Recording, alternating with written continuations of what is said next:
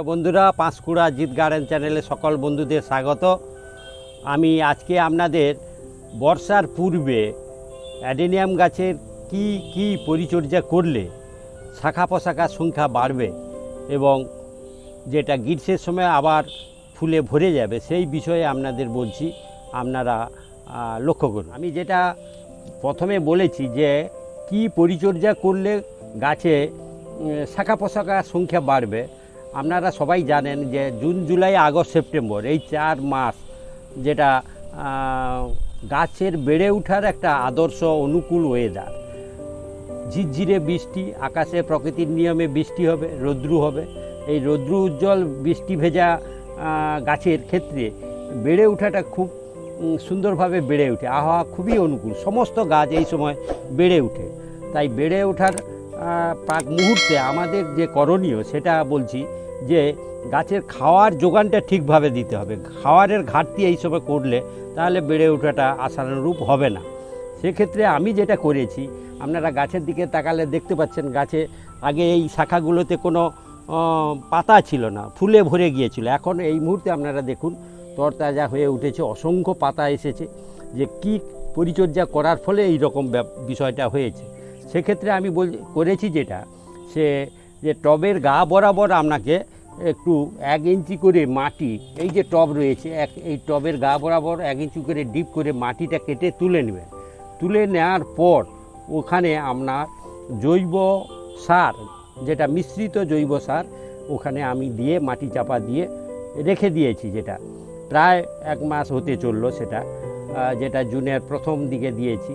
সেই মিশ্র সারের কি সার রয়েছিল, সেই মিশ্র সারের মধ্যে রয়েছিল ভার্মি কম্পোস্ট, সমপরিমাণ নেবেন ভার্মি কম্পোস্ট, তারপর আপনার বোন ডাস্ট এবং হচ্ছে হর্ন ডাস্ট, অর্থাৎ হাড়কুচি, শিংকুচি এবং ভার্মি কম্পোস্ট। এই 3টে জৈব সার এক জায়গায় মিশ্রণ করে আপনার পরিমাণ মতো ওই টবের গা বরাবর দিয়ে আবার নতুন মাটি দিয়ে ভরিয়ে দিবেন। তারপর আপনারা মাঝে মধ্যে সেটা সব গাছেই করি, আপনার 15 দিন ছাড়া সরষের খোলকে ভিজিয়ে দিবেন। এই হচ্ছে বর্ষাকালের 4 মাসের উল্লেখযোগ্য পরিচর্যা, যেটা আমার প্রায় 1 মাস হতে চললো। ও গাছের এই পরিস্থিতি এসেছে, আরও এখনও দীর্ঘ 3 মাস রয়েছে। শাখা প্রশাখা সংখ্যা নিশ্চিত দেখতে পাচ্ছেন, পাতার সংখ্যা অনেক বেড়েছে। এর মাস 2 আরও 1 মাস পেরিয়ে যাওয়ার পর এই 4 মাসের মধ্যে একবার কিন্তু গাছে পুনিং করতে হবে, অর্থাৎ এর অগ্রভাগ কেটে দিলে আবার শাখা তৈরি হবে। এখন আপনারা যে শাখা দেখছেন এই শাখার সংখ্যা আরও বাড়ানোর একটা পদ্ধতি আছে। এই 4 মাসের যখন 2 মাস পেরিয়ে যাবে তারপর আপনাকে একটা পুনিং করতে হবে, সেটা আমি করে আপনাদের দেখাবো। যে এইভাবে আপনারা অ্যাডেনিয়াম গাছের যে শাখার সংখ্যাটা বাড়িয়ে নেবেন, গাছের গ্রোথটাও ভালো হবে। তাহলে শীতের শেষে আবার গরমের শুরুতে গাছে অসংখ্য ফুলে ভরে যাবে। এই পরিচর্যা আপনারা করুন। প্রিয় বন্ধুরা, আপনারা দেখছেন এই গাছের ইতিপূর্বে আমি ভিডিওতে আপনাদের দেখিয়েছিলাম যে এই গাছটি 2টো গ্রাফটিং আমি শাখাতে করেছি। আর এটা আরেকটা শাখা, এটা হচ্ছে দেশি, যেটা লাইট পিঙ্ক কালার বা দেশীয় ভ্যারাইটি, যেটা এই মোটা শাখা দেখতে পাচ্ছেন, যেটা নিশ্চিত ওই সময় এতে অসংখ্য ফুল ছিল। কিন্তু সাথে সাথে পাশে এটা দেখিয়েছিলাম যেটা রেড ভ্যারাইটি, যে এখনও এই মুহূর্তে একটা ফুল রয়েছে। এটা হচ্ছে রেড ভ্যারাইটি। নিশ্চয়ই আপনারা এই জায়গাটা দেখলে বুঝতে পারছেন যে এই শাখাতে এখানটা আমি গ্রাফটিং করেছিলাম। আর পাশে আরও একটা এখানে রয়েছে, যেটা এটাও গ্রাফটিং করেছি, জয়েন্টটা বোঝা যাচ্ছে না। যে এটা গাছের পাতাটা দেখলে আপনারা বুঝতে পারছেন যে এটা গ্রাফটিং করা, কারণ ওই গাছের পাতার যে অবয়ব আকার আকৃতি, সেটা থেকে এই গাছের পাতার এই শাখার আকৃতিগুলো অন্যরকম, এই শাখার পাতাগুলো। আর ফুলটা নিশ্চয়ই আপনারা অনুভব করছেন যে এটা লাইট পিঙ্ক কালারের সিঙ্গেল পেটাল। এই গাছের 3টে তাহলে কালার আমি দেখাচ্ছি।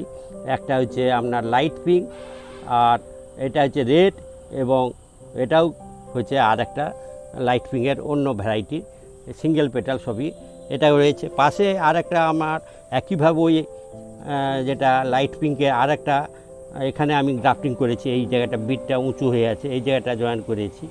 এবং এরও একটা রোজি ভ্যারাইটি, একটা আপনার রেড এবং আর একটা পিঙ্ক, এই 2টো গ্রাফটিং এই গাছে রয়েছে।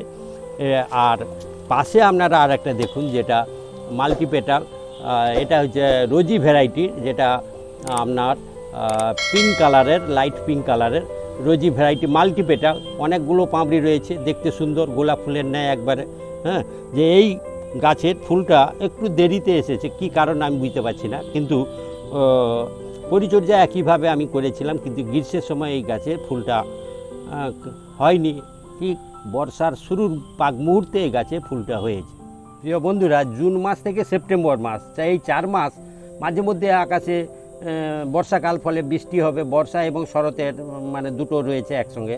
তাহলে এই সময় আপনার জল দেওয়ার প্রসঙ্গে আপনাদের বলি যে প্রকৃতির নিয়মে মাঝে মধ্যে বৃষ্টি হবে, ফলে জল দেওয়ার খুব একটা প্রয়োজন হবে না। যদি এক নাগাড়ে 7-10 দিন বৃষ্টি না হয়, তখন আপনি হয়তো অল্প পরিমাণ জল দিবেন, কিন্তু স্বাভাবিক নিয়মেই বৃষ্টির জলে বেড়ে উঠবে। জলের ব্যাপারে আর কোনো চিন্তাভাবনা আপনাদের করতে হবে না। যদি বেশি দিন না বৃষ্টি হয়, তাহলে আপনারা একটু জল দেবেন। এছাড়া এর উল্লেখযোগ্য পরিচর্যা নেই।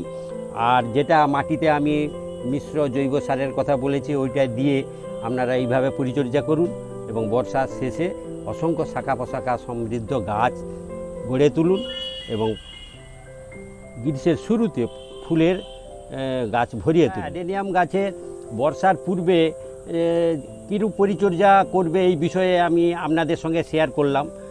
যদি এই বিষয়টি আপনাদের ভালো লেগে থাকে, তাহলে আপনারা এই চ্যানেলটি কমেন্ট করুন, শেয়ার করুন, সাথে সাথে সাবস্ক্রাইব করবেন। ধন্যবাদ।